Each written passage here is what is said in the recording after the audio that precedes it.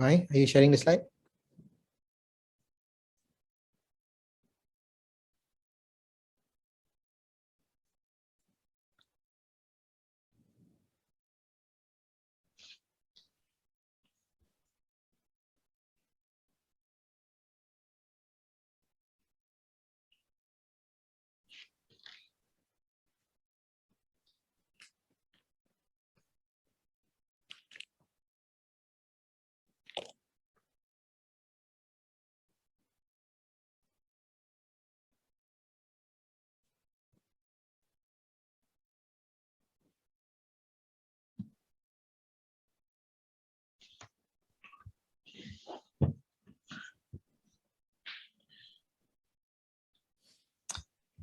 Okay, good morning, everyone.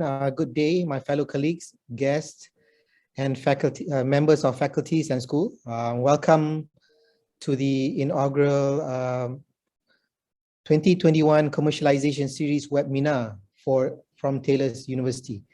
So our webinar today will focus on a key topic for social science schools, social science faculty, which is strategizing intellectual property generation for social science. So basically, this is our premier edition of the TU Commercialization Series, hosted by Knowledge Transfer and Commercialization Arm of Taylor University. So my name is Roydin Osman, and I am heading the Knowledge Transfer and Commercialization Unit as the Vice President of Innovation and Commercialization. And our premier topic for today's session, as I said before, it's going to be strategizing IP generation for social science. With that, we have also invited industry guests whom are specialized and well-versed in the area of IPR space. And please welcome me, Mr. Lok from Pintas IP. Lok Chun Hong. Yes, hi. And Pintas IP. Yeah, Pintas IP is one of our university patent agents whom assist us in patent search and filing, including other value-adding activities. So this session duration is an hour and a half, including 30 minutes of Q&A from the Q&A from the viewers. Mr. Lok, maybe you want to touch a bit on your background? Oh, hi. Hi, good morning, member of the faculty. My name is Lok. I'm a patent lawyer. I've been in practice since 1999. I'm qualified as a patent attorney, both here in Malaysia and also in Singapore. I'm very much involved in IP protection and IP commercializations in the region, for the ASEAN region. Yeah, that's a brief background about me. Yeah. I'm from Pintas IP Group. Yeah, that's my company. Sorry. Okay, thank you. Thank you. Let's proceed. Okay, for the webinar today, our highlight is basically, because we have gone through several structuring, so I just wanted to highlight the faculty members on what KTC and Commercialization Unit does as far as the services to the university. Also the new Taylor University Innovation Ecosystem, which are streamlined and aligned. R&D commercialization value chain, and what it takes from R&D to invention disclosure, and also the technology readiness level. And from there, we'll dive deeper into the intellectual property matters by Mr. Lok and his team. Okay, next. So as a start, basically, Taylor University vision is basically to bring research commercialization from TU to the global marketplace. So basically, this is our long-term vision. But in order to achieve this, our mission is basically to accelerate the commercialization of Taylor's University intellectual property. And this is key. And the other one is to facilitate the creation of market and or social-driven intellectual property generated from research and development. So apart from any non-research invention output, I'm heavily also focuses on research and development output. as a way forward for Taylor University to level up in terms of innovation ranking.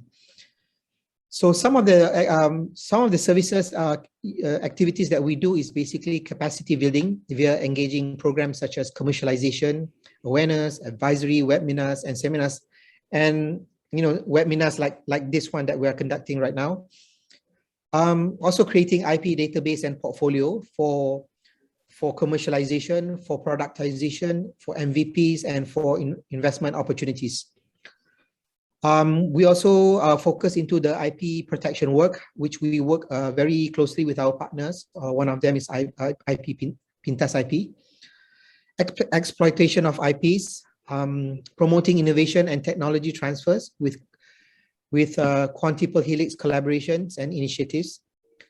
We also built an innovation sandbox ecosystem to value add our research, our faculties and researchers. Next. As an introduction, this is a Taylor University innovation ecosystem. As you can see, we have streamlined and we have aligned all the research and development activities towards market-driven or growth areas. So as a start, the ecosystem is divided into two major categories. One is academic R&D and one is commercial R&D.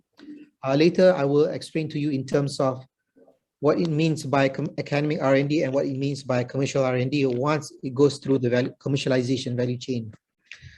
So I will be looking heavily into the commercial R&D. This is where we provide services like the TRL assessment, IP management, capacity building, profiling of research projects, and doing awareness on market-driven and focused areas and mapping. At the same time, we also develop internal Taylor University Collaborative Innovation Sandbox. Why this is important? Because this is to streamline and align some of the components in the university, such as aligning together with Taylor Makerspace, aligning together with BizPod, aligning together with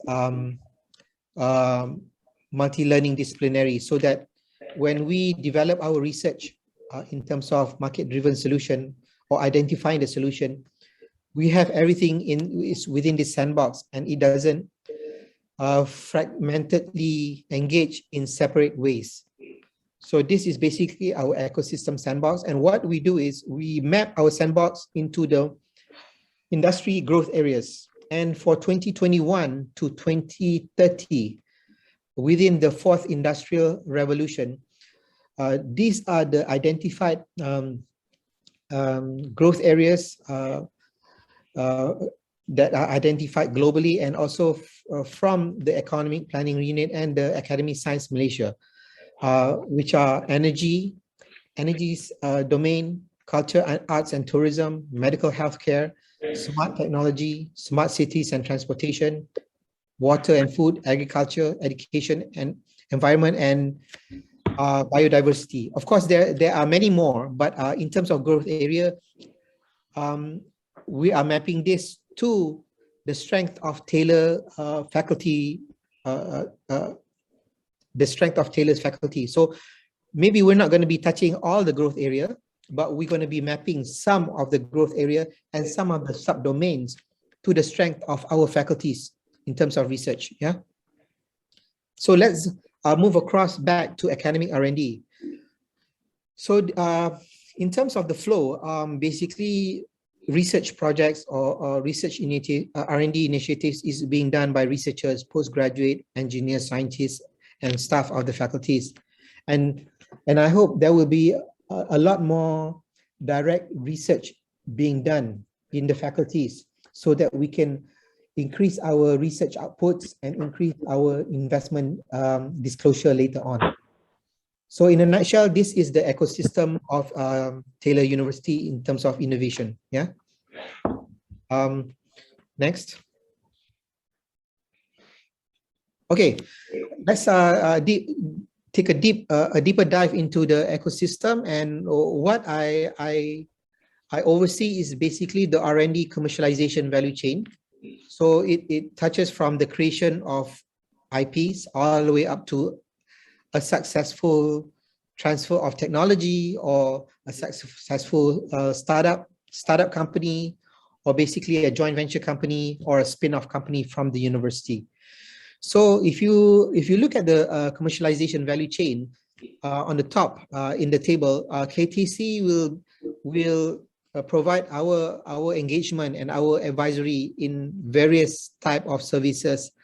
If you look at the continuum of ideas and research and development, before even starting a research, I think the new way, the new method of thinking is we need to do a landscape or ecosystem evaluation first.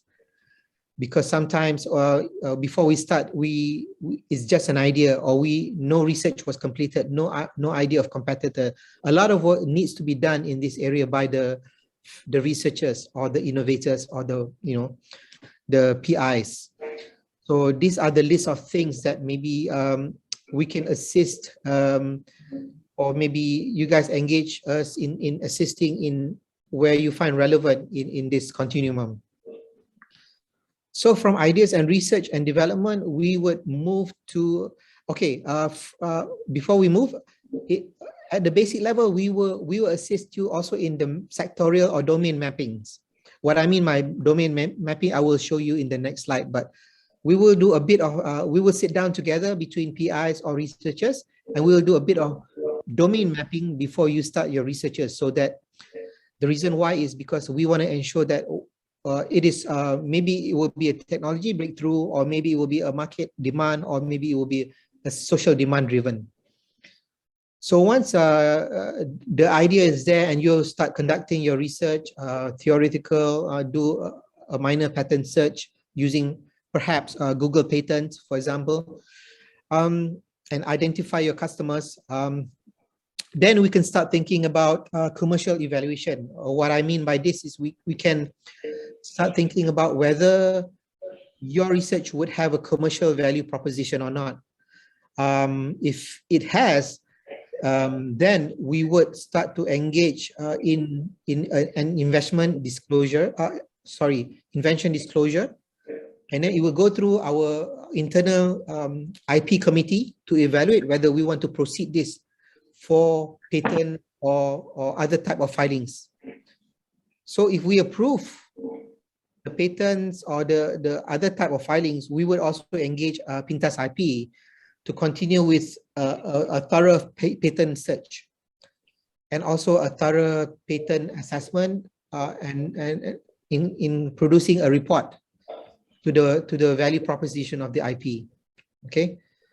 So once in parallel, I think Mr. Low also will also explain later on. In parallel, we also can continue our work in research and not just wait for the approval of the patent filing, but also we continue our work all the way to the proof of concept, so that we can come up with some kind of prototype.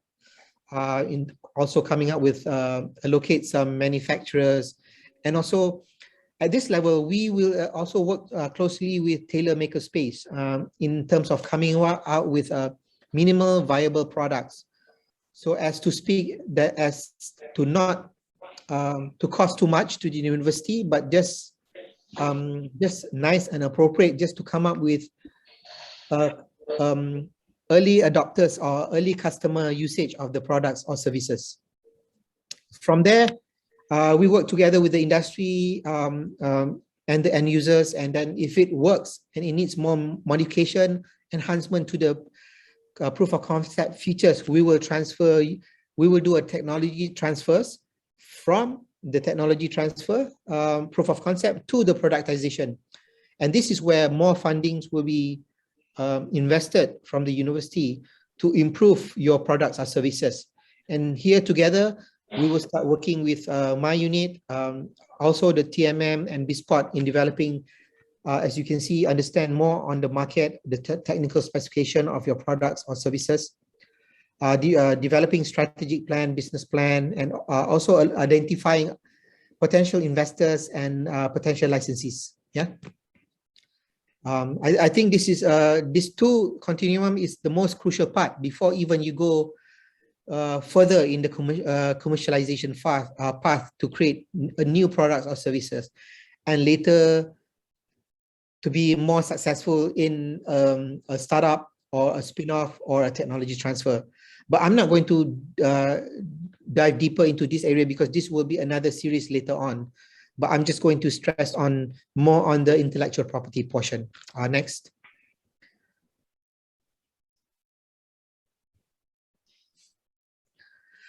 Okay, in a nutshell, from R&D to investment closure, this is I want to touch more on because today's focus is more on social science and leisure management. As you can see, under the social science and leisure management school faculty, we have about 1, 2, 3, 4, 5, 6.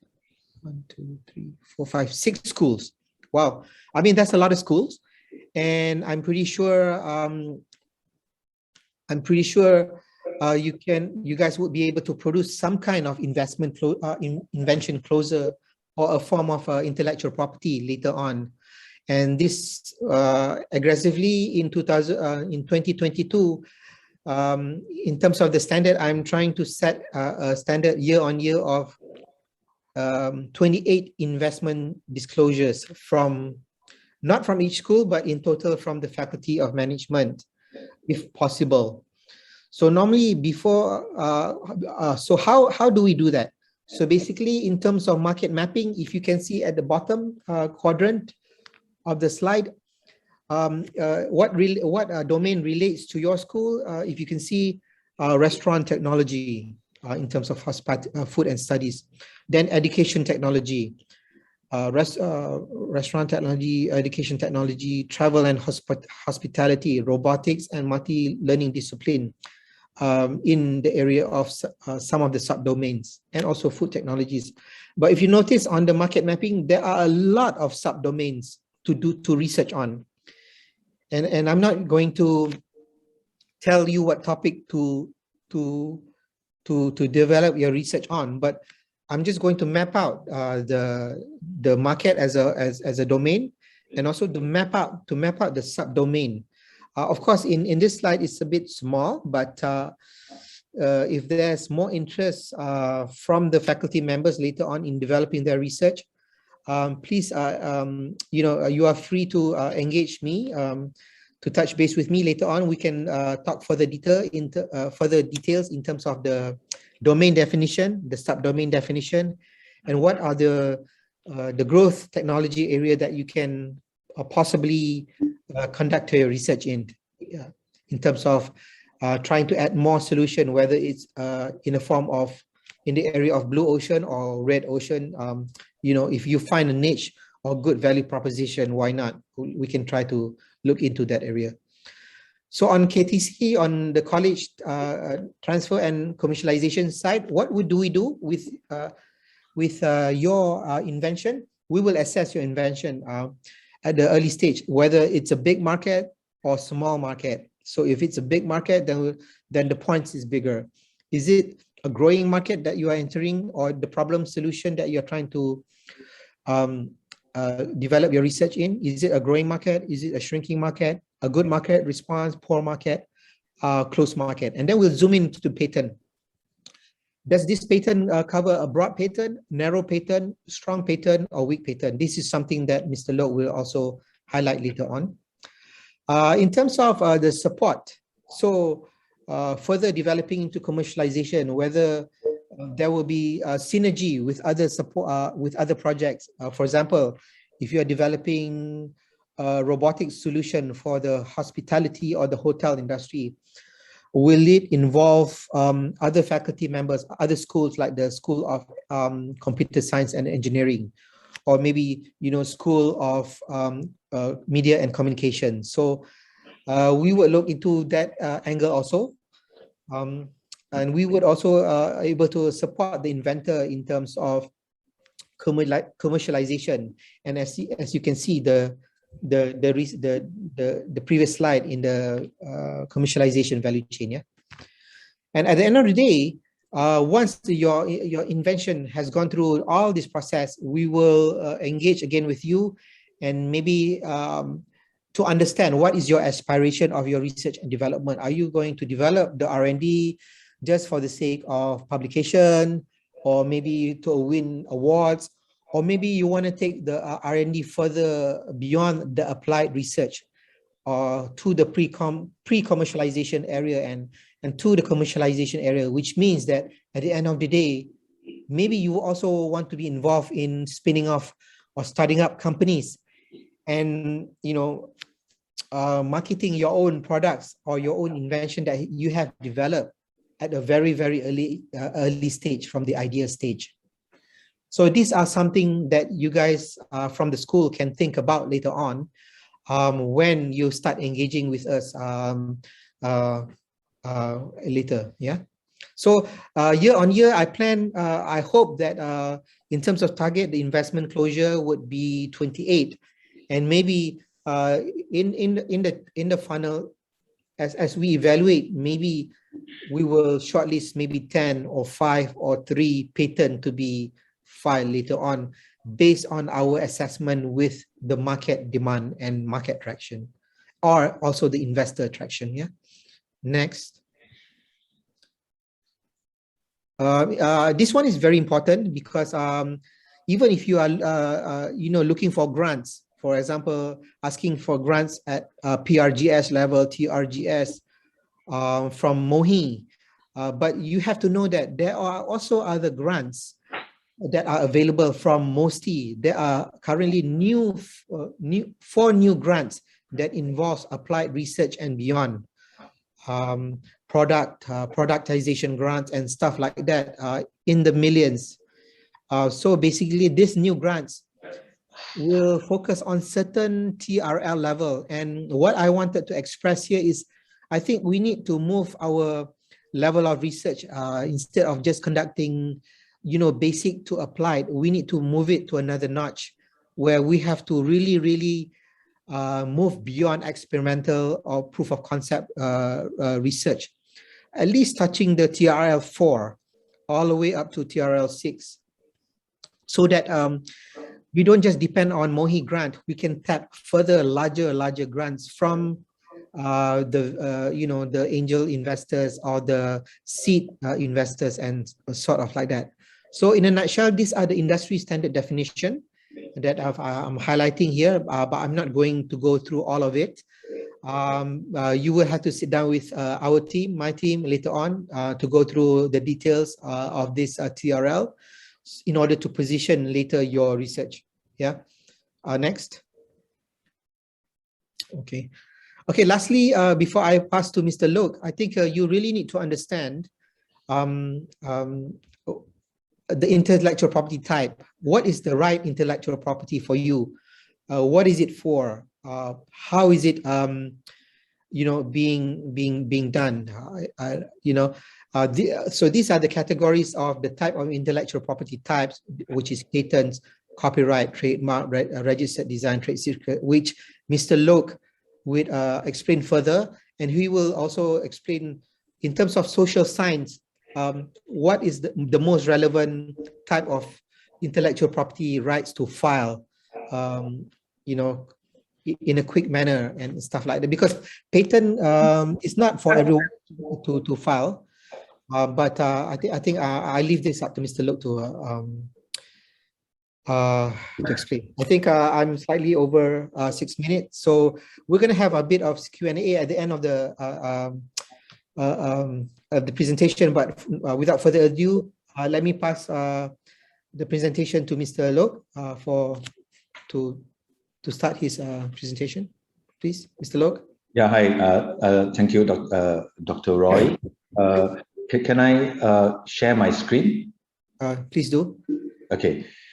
Yeah, sorry. Can you see my screen now? Very clear. Okay, thank you. How about others? If you are seeing this, you are free to give a comment on the chat screen. Yeah. First of all, thank you very much, Taylor University, especially the KTC unit, for inviting me today to speak on the topic of intellectual property protection. for research output from social sciences. Yeah, I'm going to, I think this is a topic that usually when I speak on IP, I will speak to the School of Sciences, School of Engineering. So today we are going to move the focus from the engineering and science related to non-STEM related subjects. So yeah, so I think a bit of definition on what is intellectual property. If you look at the name intellectual property and you break down the name, it consists of two words. One is intellectual. Intellectual means anything that comes from the mind, coming from your ideas, coming from your creative mind, can be protected as a property, as an asset. Yeah, intellectual property is well recognized as a form of asset. It is called an intangible asset. It comes in the form of a legal monopolistic right given to you by the government of the land over your ideas, right? So if you come up with a new idea, you come up with new creativity, if you go through a process of protection, then you can own the idea as an intellectual asset. If you look at what some of the world's largest company, the top 5 company, Facebook, Apple, Google, Amazon, Microsoft, you will see that 90% of their assets are in the intellectual property assets. So intellectual property assets are very important assets in today's innovation-based economy.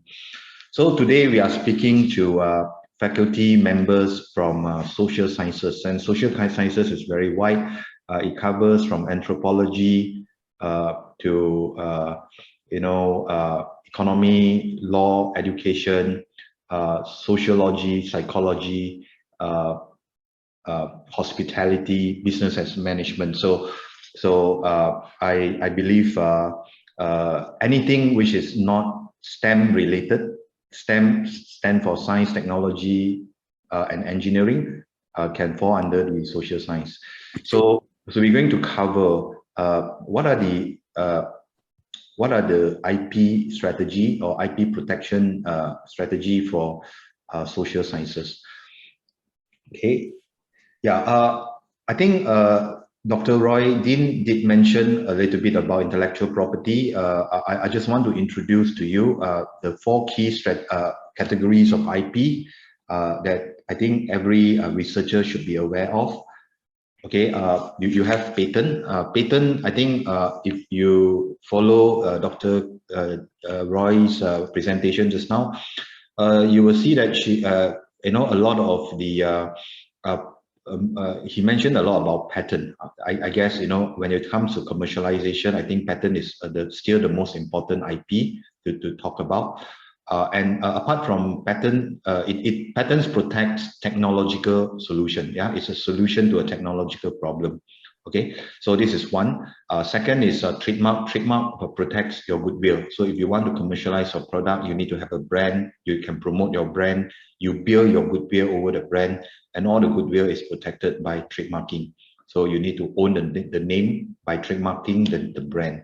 Thirdly, industrial design. Industrial design protects the shape of your product. So if you want to sell your products, I think it is important that the design of your product, the packaging of your product, the shape of your product is appealing to the eyes of your consumer. So if you come up with a new shape, then you probably would want to register the design so that no one can copy your design.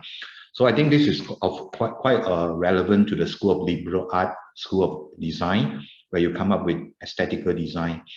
Last but not the least is copyright. So copyright protects content of your work. Yeah, how you express your idea in the different ways, literary work, artistic work can all be protected by copyright. I'll go into individual IP later on, but all these IP, they share some common characteristics. Yeah, first, as I mentioned, they are all intangible assets.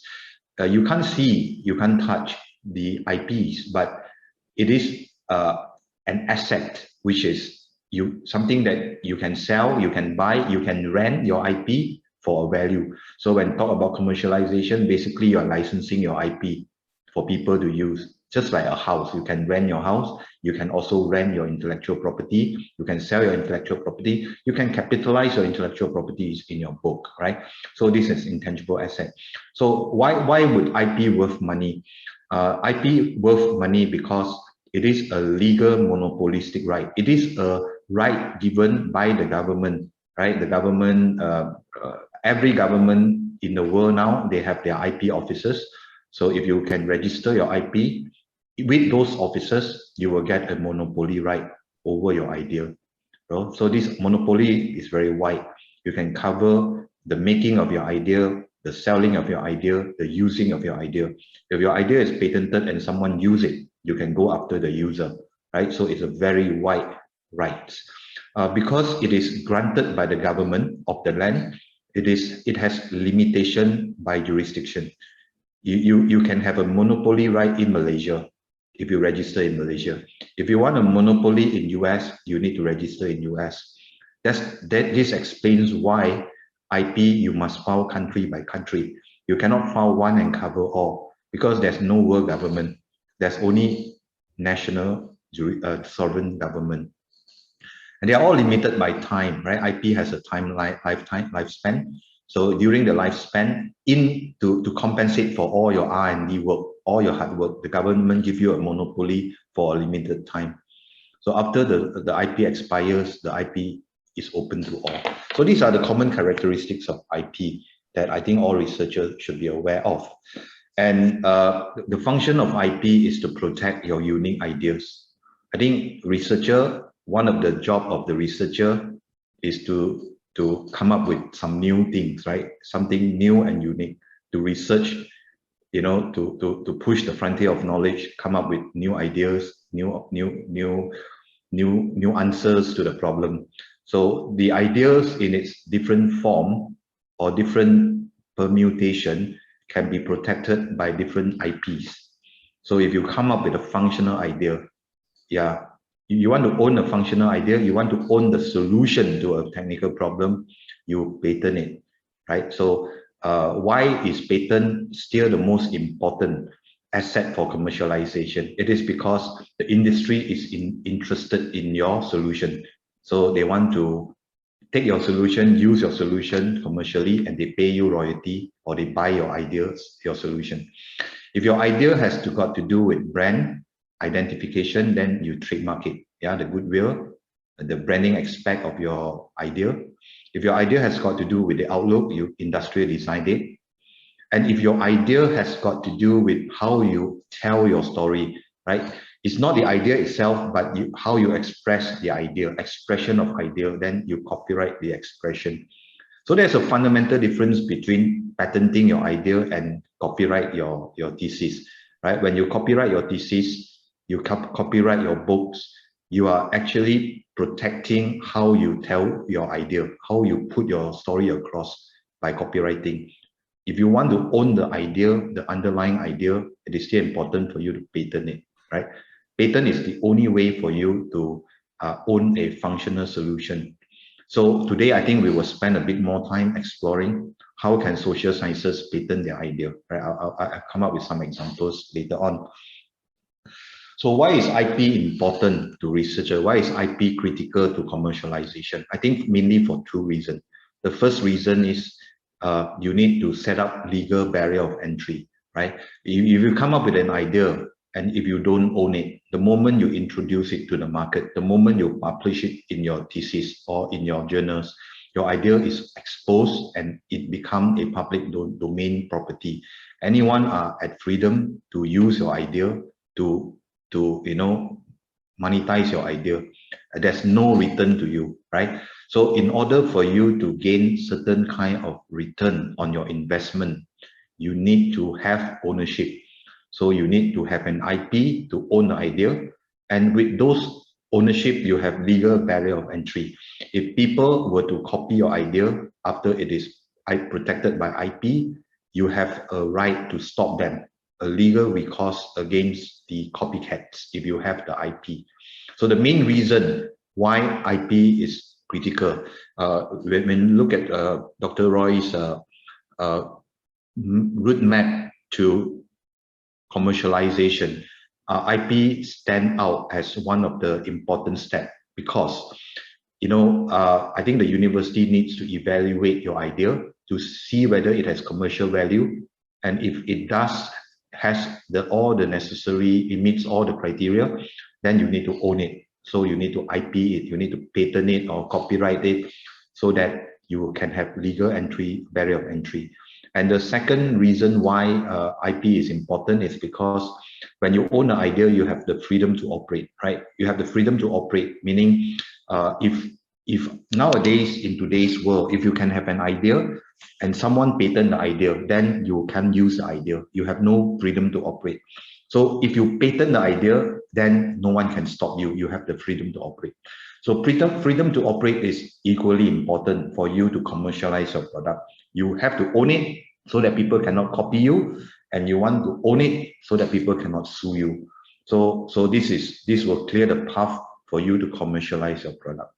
So this is why IP is critical to researcher and to commercializations. So I'll just briefly go through some of the relevant IP for researcher and focus on the social sciences, right? So I think for brand, trademark protects brand equity and goodwill. If you want to go out to the market, irrespective of whether you are from in any business, whether it's technical or non-technical, I think brand is neutral, right? Every business requires a brand. So when you do any branding, you need to trademark your brand. If you don't trademark your brand, you don't own it, people can trademark it and sue you, right? So I think branding is important for that reason. You need to protect your goodwill. So branding can come in many forms. Trademark can come in many forms. It can be a logo, it can be a slogan, it can be a word mark, any combination of this. And even nowadays, you can have non-visual mark like the sound, the smell. If they are uniquely attributable to your company or to your source, then you can also trademark the sound, right? For example, when you switch on your computer, you hear the chimming sound. This is a trademark owned by Microsoft, right? So anything that can help the consumer to identify the source can be trademarked, right? It can be visual or non-visual, but the common trademarks will be slogan, logos, word mark. This is something that you can protect. So I think this is something that, of course, social science, no problem. You can trademark your brand, no issue, no question about that. And industrial design helps to protect aesthetical design. It has nothing to do with the function. It is the look. It is the look of your product, of your product. So if you are from the school of liberal art, school of design, right, you will come up with aesthetically appealing design to the market. So you probably would want to industrial design the shape or the artistic design so that people cannot just copy your design without your consent, and you can charge royalty for the use of your design. So industrial design can be a two-dimensional or three-dimensional format. So I guess industrial design is relevant to School of Leisure Management, Hospitality. Probably you will come up with some very nice design for your hotel, for your furnitures, and you probably would want to own it. Yeah. Even if you look at subway, all the subway counters are protected by industrial design. So when you want to commercialize or franchise or business outlet, some of the unique counters, unique interior design, you probably want to protect them as industrial design so that it can be something uniquely yours. People cannot copy the shape or the design of your furnitures. Okay, so this is the second IP that I talked about quickly. So this is also relevant for social science, School of Social Science. Third, it is about copyright. So I think copyright is applicable to all. It protects how you express your idea, how you tell your story, right? Different people can tell different story differently, depending on their level of creativity. The more creative one will express the idea in a more interesting way, and people would like to read or watch those content more than the less creative content, right? So copyright protects the content of your expression, not the idea. The idea is not protected by copyright. So a lot of people feel that, oh, I have copyrighted my thesis, so my idea is protected. That is wrong, right? Copyright does not protect the idea. Copyright only protects how you describe your idea, the expression of your idea. So copyright, sorry, I think, okay, copyright, you know, the content can come in many forms. It can come in, the content can come in the form of books, thesis, presentation material like my slides today. It can be artistic work like, you know, the drawing. It can be artistic work like, you know, certain painting. It can be sound. It can be musical song. It can be video that you captured using your phone. You know, all these are copyright content, copyrighted content. Computer source code, the coding itself is also protected by copyright, right? But copyright does not protect the idea behind your expression. So if I come up with a unique flow, you know, to execute certain work, you know, copyright does not protect the flow behind the software. It only protects the coding of the software. So if another person come along, copy the flow, but use another code to write the flow, they will be bypassing your copyright. So in order for you to own the flow, you need to patent the flow, right? That's the difference between copyright and patent, a very fundamental difference. I can, one thing about copyright is automatic, right? Because there are so many ways you can create a content. You can just take a photo, your photo, your smartphone and start recording a video, and that's copyright. You can snap a photo, that's another copyright. I just think of a sentence, I write it down, that's another copyright. Copyright is too much copyright, right? So it's impossible for you to register all copyright. So the policymaker come to a middle ground and say, okay, there's no requirement to register a copyright. Copyright is automatic. The moment you write, you create content, copyright is there. But how do you prove you own the copyright, right? So there's so many copyright around. When I search Google, you know, all contents are copyrighted. So in order for you to prove copyright, you know, you usually put a C symbol there, you know, write down the name of the owner. And if you need to go to court and you need to commercialize the copyright, you will do a statutory declaration. Statutory declaration will declare under oath that this work was created by who on what date, right? With all this information, the copyright protection is formalized, is complete. You can go to court with the SD. And some officers like Malaysian Trademark Office, they also have the recordation of copyright. It's on top of a statutory declaration, you can do a recordation. Recordation is not registration. It's just for them to keep a record of your copyrighted work, which is already created when you create the work, right? So this is how it works in copyright. And under the copyright, there are two types of right in copyright. One is called economic right. Economic right lasts for 50 years. It's actually owned by the employer. So if you create a work while you are under employment, the copyright belongs to the employer. And there's also something called the moral rights. Moral rights will belong to the human author. Moral rights basically give the right for the author to be named, right? Because all works are created by human, but with this advent of artificial intelligence, maybe the author rights, the moral rights can be owned by robots right now. But up to now, most of the authors are human authors, so the moral rights belongs to human author, and then the copyrights, economic rights will belongs to the employer, or if you are doing work on your own, then you will own the copyright. And what are the criteria for protection for copyright? First of all, copyright is automatic, right? If you can meet these three criteria, then copyright belongs to you. First is originality. You must be the idea must be expressed in an original way by you, from your own creative mind. So if you just copy, that's plagiarism. There's no copyright. And the work must be written down in a material form. Something you hum a song in your mind, that's no copyright yet, because it's not recorded down. It has to be recorded down. And thirdly, it must be by a qualified person, which is a person in a Berne Convention country. And most of the country in the world now are members of Berne Convention. So the third criteria is not an issue. I think the issue is originality and reduced to material form. Then you have copyright. So copyright is very easy to create.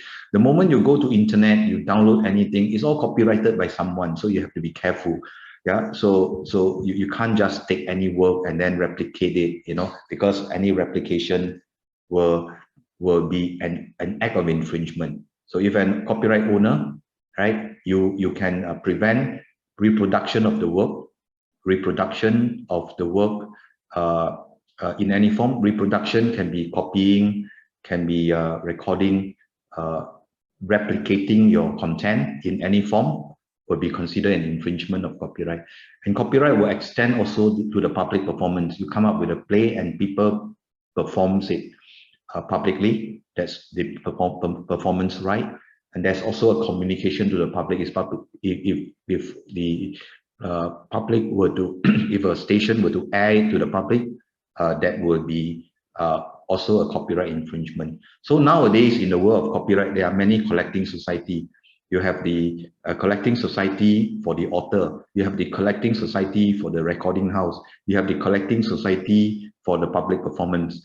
So there was a huge outcry in the society now. If I go to karaoke and sing a song, the karaoke operator will have to pay copyright to the author, to the music composer, to the performer. So many copyright to pay to, right? So copyright is economic right. I think this copyright is very relevant to the School of Social Sciences. I believe there's a lot of School of Performing Art, School of educational school, media school, all the school, all the faculties members are actively generating a lot of content, right? All this content nowadays with the YouTube sharing the advertising revenue, with the content owner.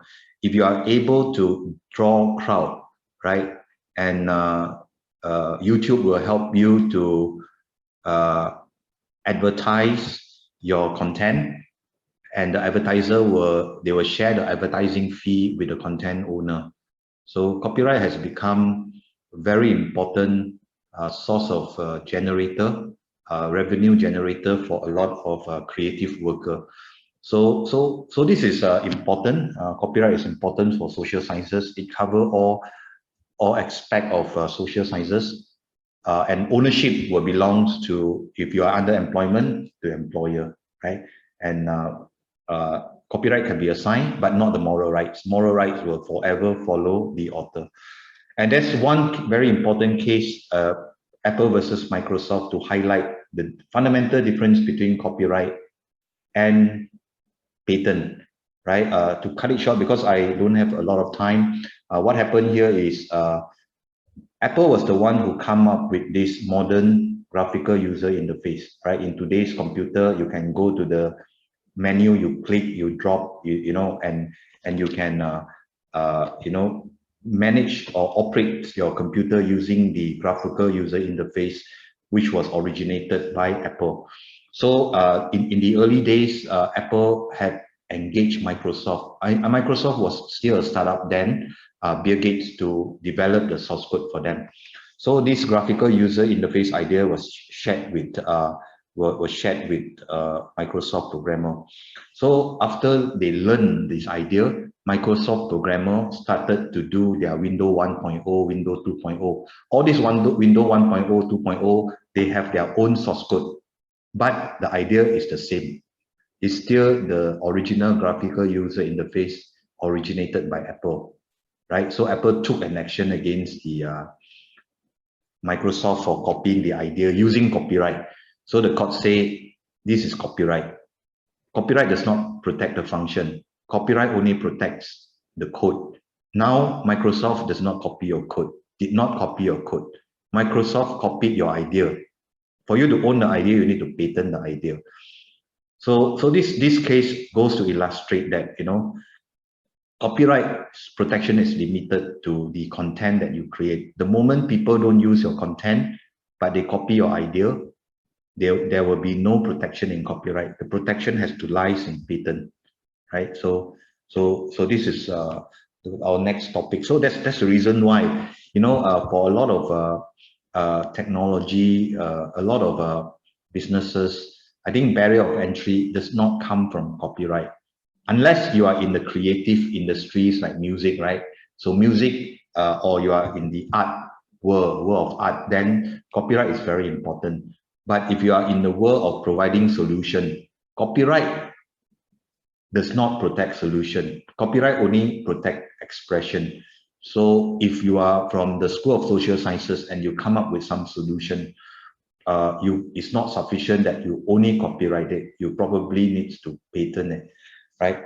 So the next, we talk about patent, right? So patent, I guess the rest of my time, I will be focusing on patent. I probably have another 15 minutes of my time talking about patent before we go to Q&A. So patent protects products and processes. There are new products and new processes that solve a problem, solve a technical problem, solve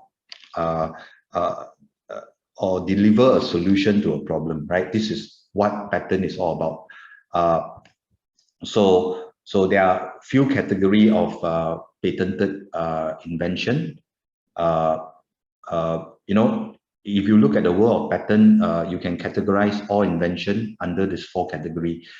First of all, it is article patent. Article patents involve products like the 3M Post-it tag, involve combining paper to glue, right? This combination of paper to glue was protected as a patent. And then you have the machine invention. It involved combination of moving parts, right? Example is a photocopying machine. Xerox came up with this combinations of parts that produce photocopying of documents. So this combination was protected as a machine patent. And you also have the process patent. For example, the Tetra Pak, the packing of milk in a vacuum, right? This combination of packing milk in a vacuum was protected as a process patent. Or last but not the least, the composition patents like Pfizer, they come up with new composition for their drugs, then they patented their drugs. So the world of patents, in a nutshell, protects new combination that solve a problem. So it is a game of combination. If you come up with a new combination, and this combination can help you solve a problem, then you can patent that combination, you can own that combination as in the form of a patent. And if anyone were to copy your combination, they will be infringing your patent. That's how it works. So you don't have to have rocket science to have a patent, right? If you look at the 3M Post-it tag, right, it's combination of paper and glue, right? So this combination has been patented, even though it's not very high tech. But this combination, the solution helps to solve a problem for the office worker to leave messages. So I guess in the context of social science, if you are able to come up with a solution, right, is that to a social problem, and you can deliver that solution in a technical way, meaning using software, maybe you can think about patenting that combinations of steps or process. You know, I do, you know, I was thinking about this topic when I prepared these slides, and I think a lot of social sciences research is about what is the phenomena, right? You do a research to find out what is the phenomena. So you come up with a report. it's not the how to solve the problem, right? You can come up with a reflection of what the state of the society is from your research. Okay, this is not the solution. This is the phenomena. The research output is a phenomena. So of course you cannot patent a discovery, right? This is considered something that you discover. Oh, you discover something happening, and you might find the cause of it, the cause of this social phenomenon. But that is not a solution. Patent protects solution. So if you can move forward, right, to take the finding of your phenomena and develop a solution, then it become and deliver it using, you know, technology. And nowadays the technology is very wide. You have cloud computing, you have artificial intelligence, you have automation, you have VR, then potentially, right? If you can find out a solution and you use technology to deliver the solution for the social problems that you discover, you probably have a patentable invention. You don't have to work. If social science do not have that technical capability, then you can work with engineering school to come up with a solution. And that solution can be co-owned between you and the engineering school, right? Or you can come up with your money and engage someone to develop, and you can own it. So I think one of the fallacy that, you know, is preventing social scientists from filing patent is they thought, hey, my research output is not patentable. I don't think the social research output is not patentable, because you know, it depends on the nature of your research output. If the nature of your research output is on discovery of a social phenomena, you cannot, right? But if you can come up with a solution to that social phenomena that you discover, and you can use the technology to deliver the solution, it becomes patentable. So I have some example of the patent for you. Okay, one of these example is a very famous patent by Amazon.com. Basically, Amazon.com come up with this one-click patent, right? You know, e-commerce is very simple, right?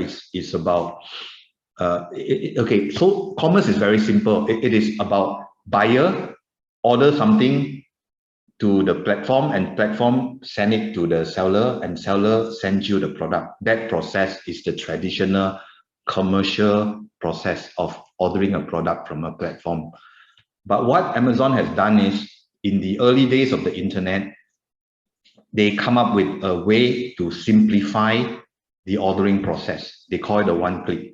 So what happened in this one-click pattern is, if you look at the invention, you can, with this one-click pattern, you can show the product that you want to order on the screen of your computer. You log into the screen, then your identity will be kept by Amazon server, right? So every time you log in and you click on a product that you want to buy, just by one click on the product they want to buy, your identity and the product that you want to buy will be sent to Amazon, right? Amazon will take your order and they will retrieve your previous data about you, like your credit card detail, your delivery address, everything, combined with the order and send to the merchant. And the merchant will deliver it. So you can complete the whole transaction in one click. You don't have to enter all your personal data again and again. So this was a very simple e-commerce process, but now it has become the norm. This patent has expired. It was filed in 1997, expired in 2017, but it has become the default standard for e-commerce. And you go to Apple Store, you go to Alibaba, they all pay royalty to Amazon for the use of this one click. So the question here is, this process of commerce, right, is a traditional process. But the moment you incorporate cloud technology, right? You combine, you know, the big data. It's not even a big data. It's actually combining your order with your previous purchase, and it become a new way of ordering. And this is $1 billion pattern for Amazon. Yeah, Amazon actually established itself as the world largest e-commerce players because of this. They have sued many companies successfully using the one click. So the question here is, this is to me a commercial transaction going online, right? So it doesn't have to be engineering based, but of course you enable, technology is an enabler for you to make your commercial process easier. So, you know, if you are from the school of business and you feel that, hey, I can sell my product better in a particular way, yeah, you can move it online, use the big data, use the cloud technology to enable it. Maybe you can have a patent over that solution, that combination of steps that you invent, right? This is one example. The other example, which I like to share and I use it a lot for university, is the case of Google PageRank patent, which was actually a thesis by a PhD student. Larry Page was a thesis, PhD thesis by Larry Page. It's owned by the university because the Stanford University has this policy that all the thesis belongs to the university. So like Dr. Roy, they also filed a patent for this PageRank technology.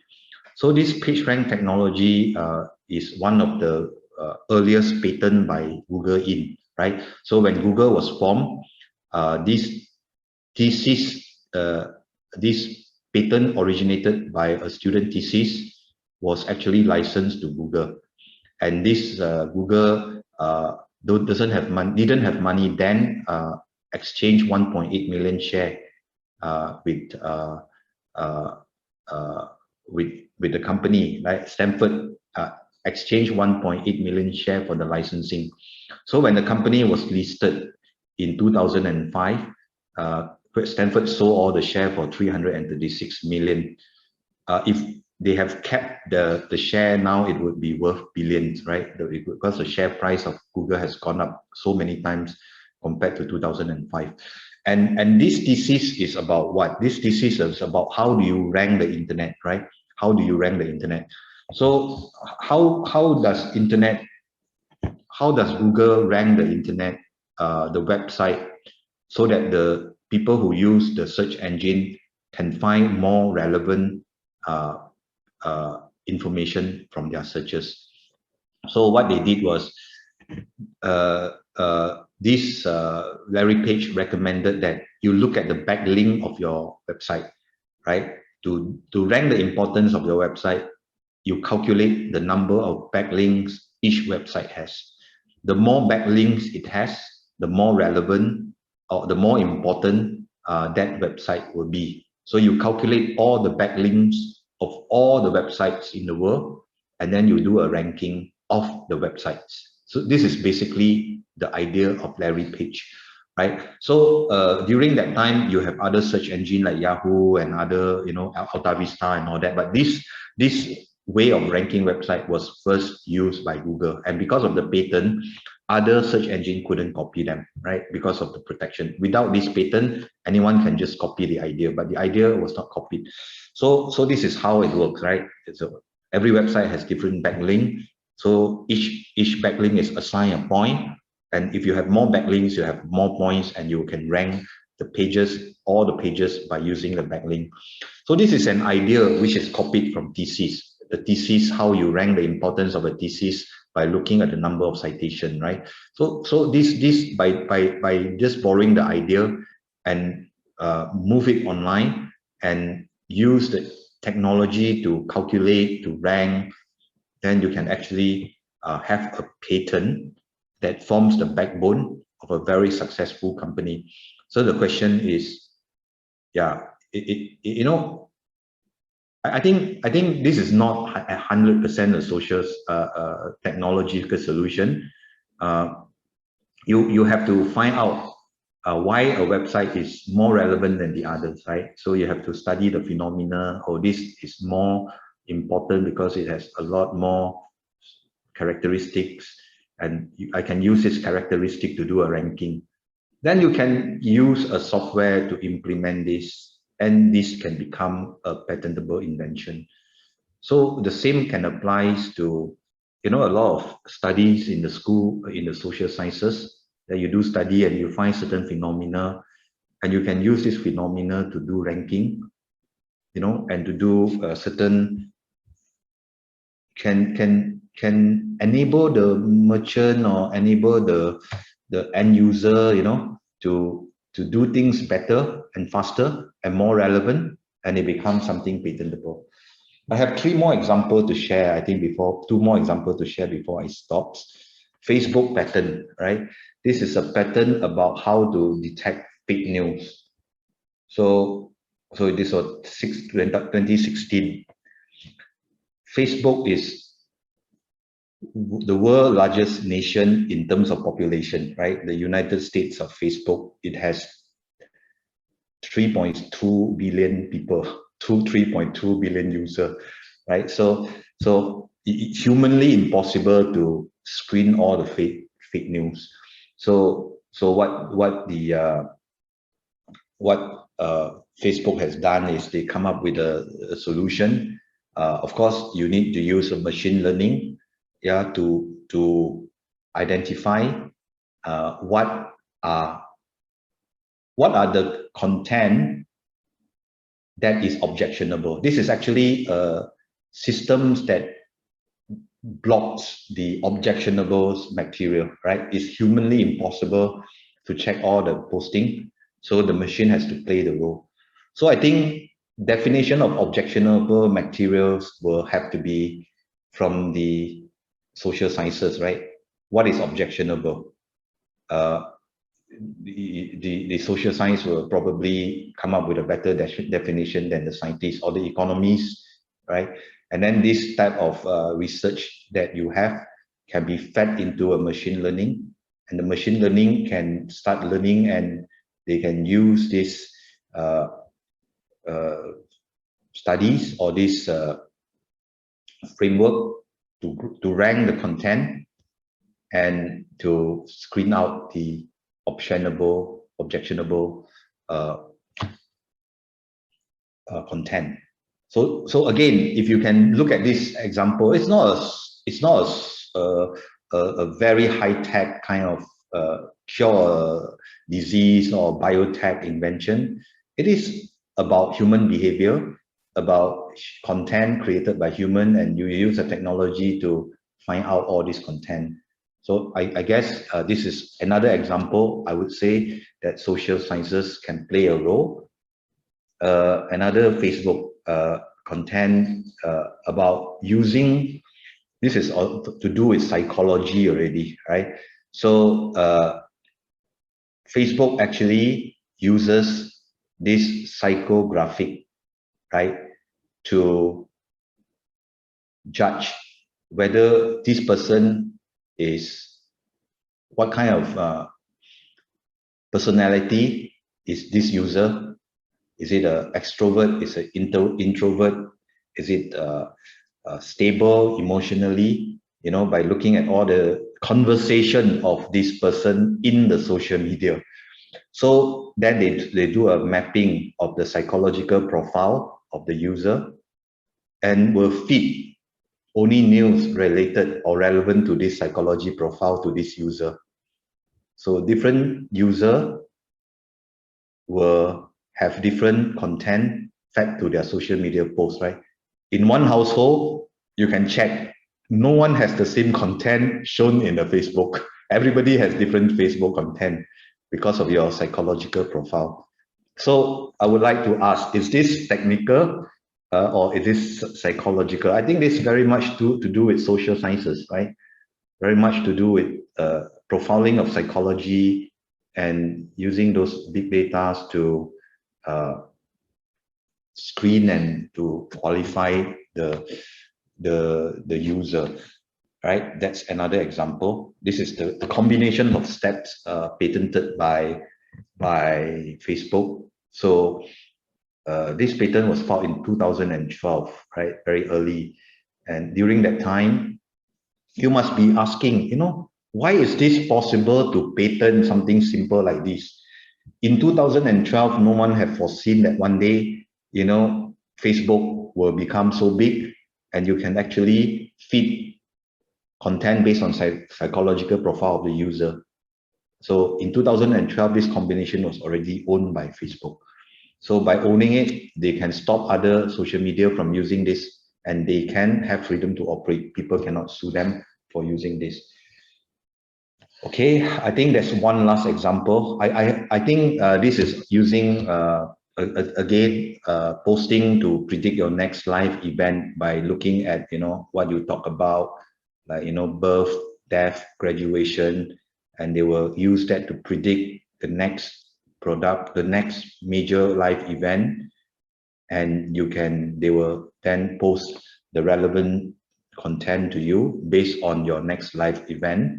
And again, it's a social thing. So I think I have used a lot of my time explaining about the example, just to convince you that there's a lot of potential in social sciences. It depends very much on what have you come up with rather than which field you are in, right? You can be in the science of social sciences, but you might not come up with a solution. Of course, you cannot patent a discovery that you find out, oh, this society behave in this way, or the economy behave in this way. But from your finding, you can develop a solution. That solution is something patentable if you implement it technologically. This is my message to you. So in order to file a patent, I think this will be my last slides. You have to meet the fourth criteria, right? Four criteria. First, it must be a solution, an invention, delivered technologically, right? You must incorporate certain type of technology like software technology. It can be VR technology. Yesterday, I just spoke to an inventor from Egypt who stationed themselves in Singapore. They are using VR technology to realize certain architectural restoration. Yeah, I cannot go deeper. Yeah, so this is another social science invention. It's technological solution to a problem that you identify based on your study.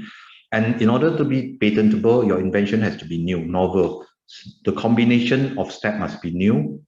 It must be something you can implement, useful, and it is inventive, better. New, better, and can work. These are the three requirements of your solution. It must be delivered technologically. You do a social study. You go out and interview people, and then you find this social problem that you have or economic problems that you have, and you see a trend. And then probably, you come up with a solution through a software, and then this solution, if it's novel, if it's inventive, and it can work, it's better, then it's patentable. So this is, I think I have a few more slides, but I guess for the benefits of the audience to have some Q&A, I'll probably stop now, and I will open up or hand the floor back to Dr. Dean for Q&A. Yeah. Okay. Okay. Okay. Thank you, Mr. Look. That was quite a very insightful presentation by your side. Yeah. Okay. Thank you. Thank you. Yes, Mai. Before we move to the Q&A session, can we have a group photo with the participants and also Mr. Locke? I'm there first. Okay. Okay. Great. Can you enable your video for other participants? All right. Okay. All the faces of the social science. Okay. Nice to meet you all. Yeah. Hi, everyone. Yeah. Hope together we can work something out later on down the road. Yeah. Wait, Mai, go ahead. Wait.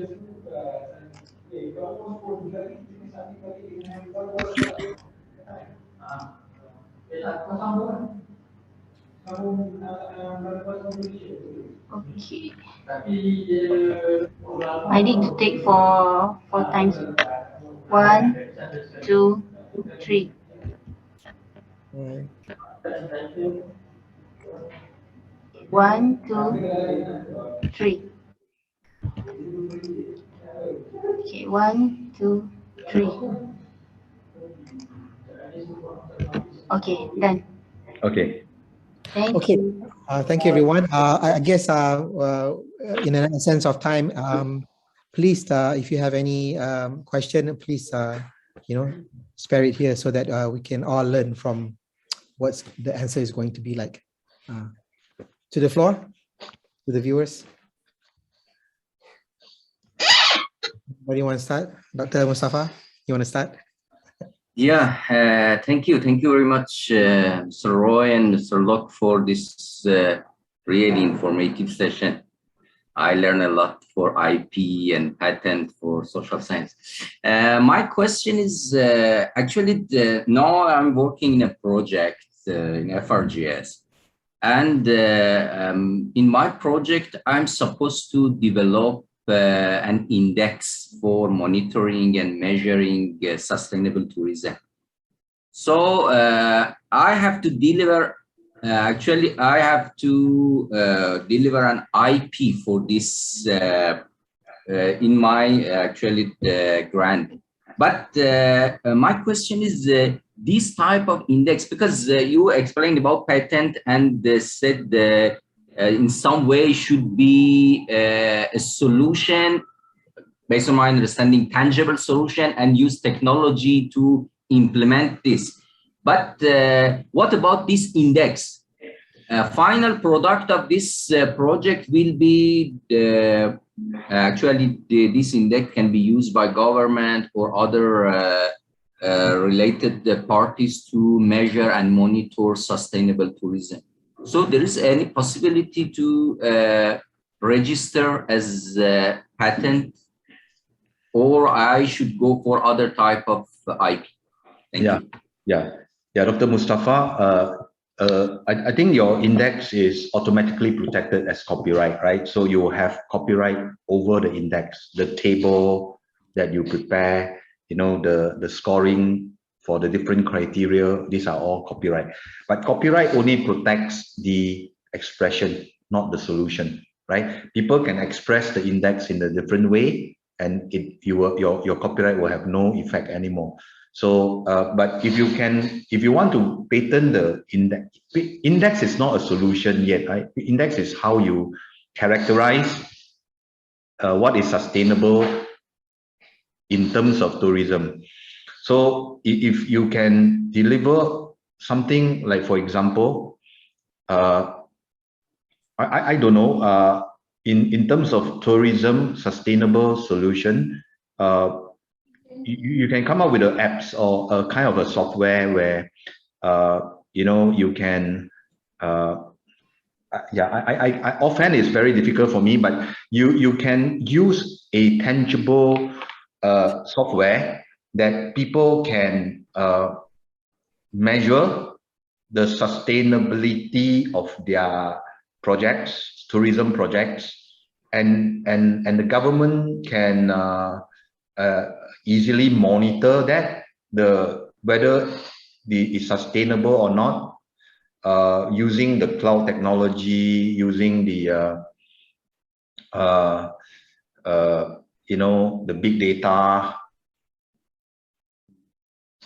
Just for example, right? Because it's something that I don't really know the depth of your research, but if you can implement now with a smartphone, it's easy for you to monitor a lot of things, and you can have the IoT devices that can help this collection of data points, and and fit into your index, and this index can be used by the operators of the tourism to to measure and to monitor the sustainability of their product, maybe. Yeah. So if you can find an application, in other words, application of your index to make the tourism authority or the operator using the index easily, that probably is a patentable product. Yeah, that's what I can say.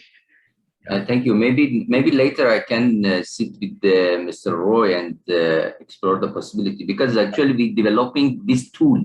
This is a tool, and final product is a tool that can be used by this nation to measure sustainability.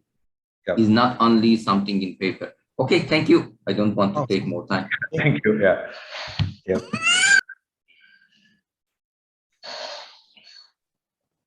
Hello, Mr. Chun Hong. Is Yes, my voice? Yes. Who's speaking? I have a question regarding patenting. Let's Yeah. say if it's a product that has been done before, but the patent, let's say it will be from the new product, there will be improvement. The product will be divided into 3 components. So the 2 components is pretty much a general component, and the third component is something that we have improved on. Like we came up with the original design for it. And if we were to sell that product, and patent it, can it be patented as a whole new product? Meaning the 2 components is something general, just that the third component is something that we have improved from our own design. Yeah. The answer is it depends on whether you need the 3 criteria.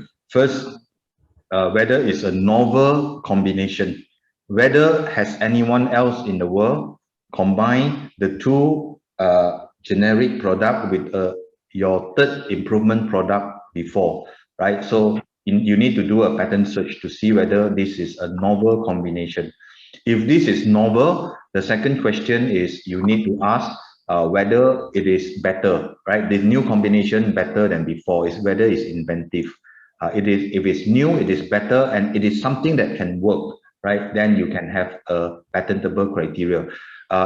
So if one of these generic product that you use in your component is already patented by someone, then you need to pay royalty to that earlier patent for that component that you are using. Basically, when you buy the component from an authorized source and you don't recreate the component, basically already settle on the royalty side. You don't have to worry about royalty. So you can patent a new combination. Patent at the end of the day is the game of combination. You own this combination, and if someone copy this combination that you claim in your patent, they'll be infringing your patent. That's how the patents work. I see. And let's say patent, will it be worldwide, or let's say if let's say the process, the cost will be put by country, or how does it go? Yeah, as I mentioned earlier on in my presentation, the IP is the jurisdictional right. It is a monopoly right given by each government. So you need to go to each government for the patent. So you patent in one country, it covers only in one country. So there is a way that's called PCT, where you can extend your patent to the world in 30 months. Then after 30 months, you have to go country by country. So patenting is an exercise which is it's not cheap, right? Each patent will cost you in each country between 3,000 US to 4,000 US, 3 to 5,000 depending on the country. But if this product can be commercialized, what is the 3 to 5,000, right? You are looking at the returns of maybe millions. But if you do not commercialize, then this money will go to waste. So I think it's important to make sure that your patent is commercializable in the country that you want to patent for you to file a patent. That's usually the way, because you're talking about costing versus return of investment. I see. Okay. Thank you very much. Can I go? Yeah. Yeah. Okay. Yes. Thank you so much for this. Really enlightening. I always wanted to know this, but don't really know how to go about this. My questions are quite straightforward, but maybe simple for you. I just want to know. So, as how I understood it. So now, currently, I'm with Taylor's University. So, should we do it, then the ownership would be under Taylor's, right? So now let's say if the project that I intended to do, that I'm in talks with, is somebody from outside of Taylor's University. First of all, what is the ownership? How does the ownership looks like? Because I have Taylorian and non-Taylorian. And two, for example, if the outcome, the suggested thing that we wanted to patent stems from a funded research, for example, though there is, just sort of suggested in that, and this is another whole exercise, but, it's sort of derived from that exercise, which is funded by somebody else. So how does this work? Or, yeah, thank you.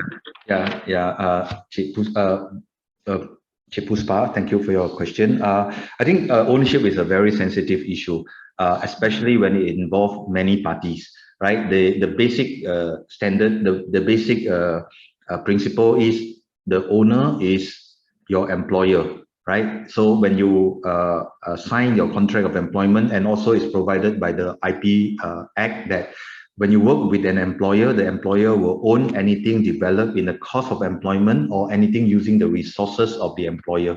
So if any of this applies, then the IP will belongs to the employer. So when you involve a third party, right, the ownership become a bit tricky, right? So it is a matter of negotiation between you and the third party. If they come in and they sponsor the project, right? Usually it is called a then they will probably say, okay, I'll pay for everything. This is more like a consultancy project. I will own the IP. Then in that case, the contract will specify the ownership of the IP, or sometimes it can be jointly owned, right? So it has to be a topic that we discuss prior to your joint venture or collaborations with the external party. And I guess this is what Dr. Roy's department is looking at. They have a legal department actively looking into the IP issues. Yeah, it is a sensitive issues. Yeah, so to answer your question, it's contractual. It's to be agreed between the parties, and this is the document that we refer to at the end of the day if there's any profit from this project. Okay, thank you. Thank you, Puspa. Next in line. Please. We have question in our chat box. Okay. This one is from Filza Mat Isa. She's asking, can I apply for an IP for a research model that I developed based on a qualitative research project output? Mr. Loh? Very vague. I don't understand the question. Can you help me? Is Filza around?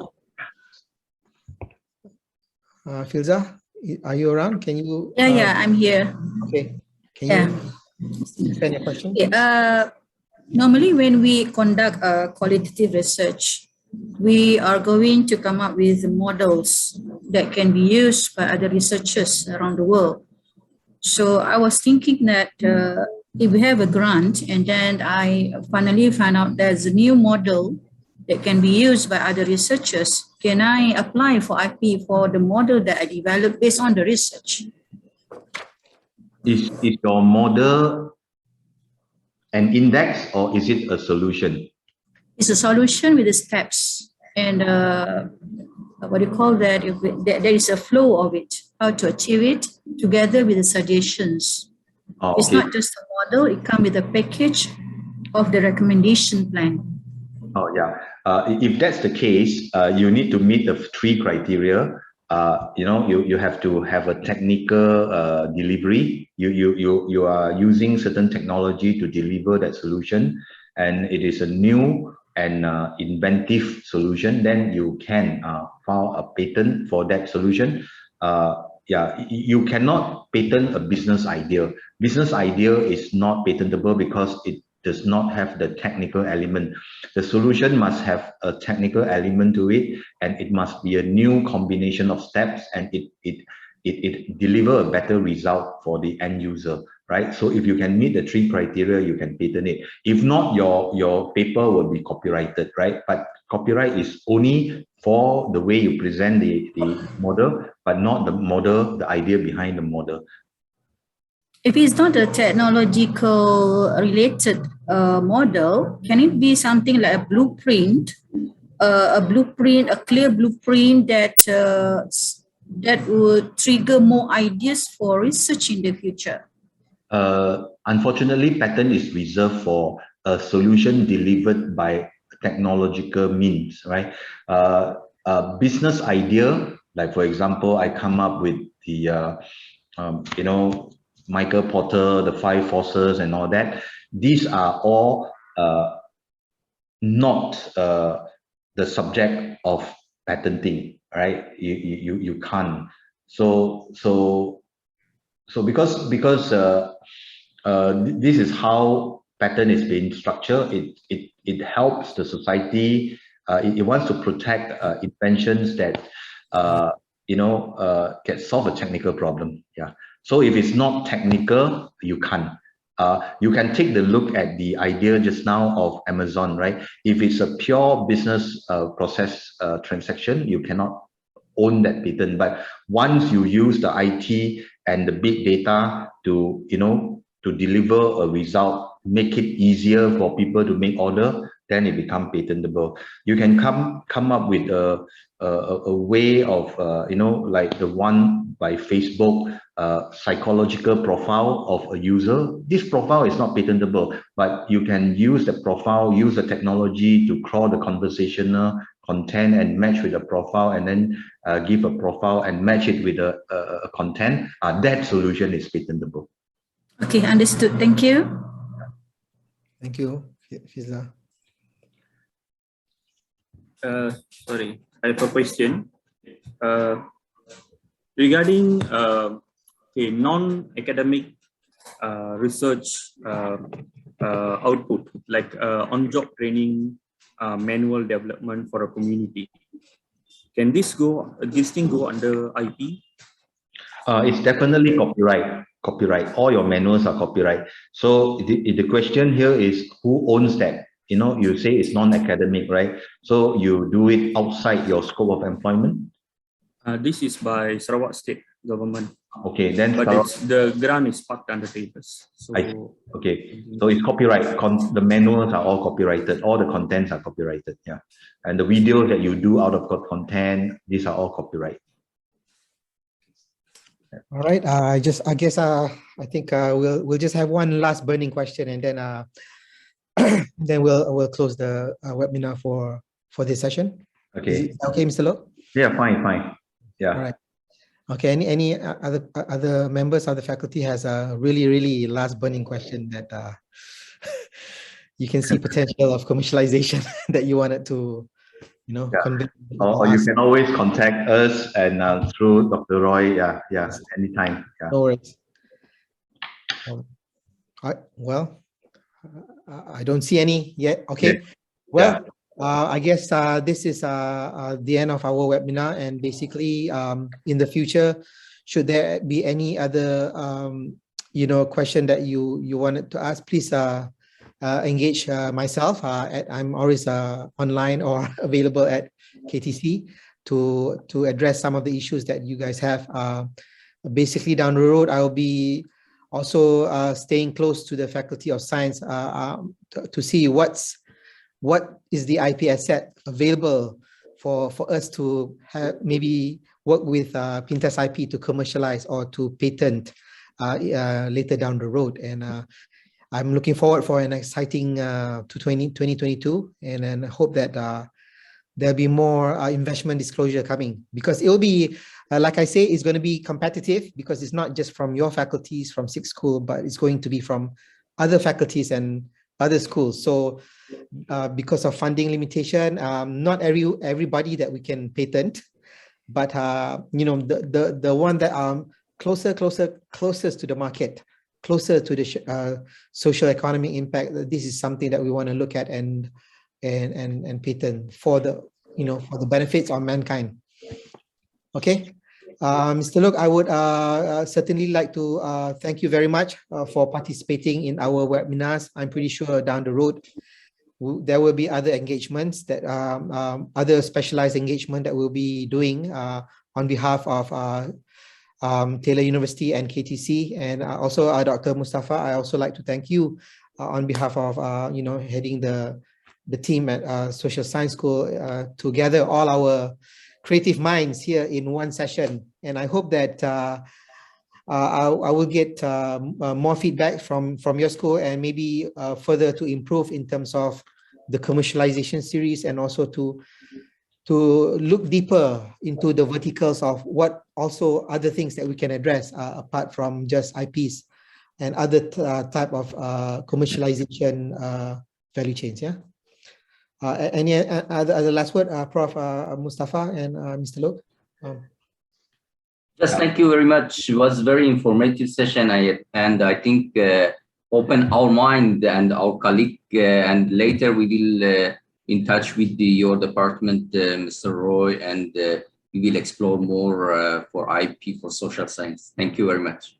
And please share the recorded video with us. Okay, sure. If it's possible. Thank you. I hope we can share this, Mr. Lok. Yeah. No, of some kind. So I would like to have a copy also. Okay. We'll extend to you. Thank you very much, everyone, and we'll see you again down the road. Okay. Thank you. Thank you. And have a good day. Yeah, have a good day. Thank you. Bye-bye. Thank you. Thank you. Bye. Have a great weekend. Stay safe. Yeah. Bye. Bye.